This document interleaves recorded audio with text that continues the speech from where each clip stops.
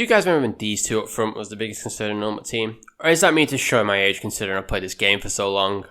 Just as a disclaimer, before we start, I would like to acknowledge the irony of me making FIFA content, most likely making Ultimate Team content in the future, and complaining about said products before proceeding to continue to play it. I just wanted to make a point about Ultimate Team in general, considering I've played it for so many years. Ultimate Team has inevitably changed a lot since starting in FIFA 09, from the basic tournaments in 10 to being the only thing we could really do, to drop back in every single game when you're playing FUT Champs. FIFA has really gravitated towards some form of competitive game mode. But with the disappointment of Team of the Year this year, which has incredibly frustrated us, there's a good feeling of where do we go from here and how do we improve? The answer is quite simple actually, but that doesn't push us to more watch time. Now we all really want to pack that Ronaldo, that Messi, or that Bruno Fernandes. We save packs, we grind hard, but most important to EA, we spend money.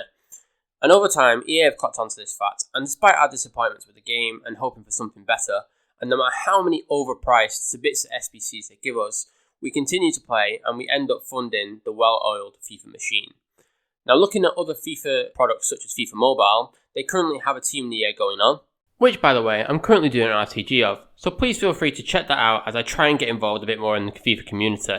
And I'll be able to get that Team of the Year Bruno Fernandes via free-to-play. While not without its own issues, setting realistic targets during this promo will allow you to achieve at least something via free-to-play. Ultimate Team, however, has done nothing but take away from us over time. Does anyone remember the Suarez card from the Liga SBCs? That card was absolutely fantastic and it ended up pushing up the price of the SBC dramatically.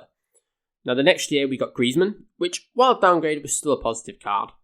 The year after, we ended up getting down to TOTY and Aspas. The year after that, we got down to players like Cordoba. And now this year, we get absolutely nothing. That downgrade is absolutely tragic in epic proportion, and the community continue to play it, and why do we? The simple reason is there is no true competitor. There is no alternative for us. Sorry PES fans, as much as I'd love for it to be a competitor, it simply isn't. Gone are the days of Adriano and his 99 shot power putting FIFA in its place. EA simply do not need to change their ways.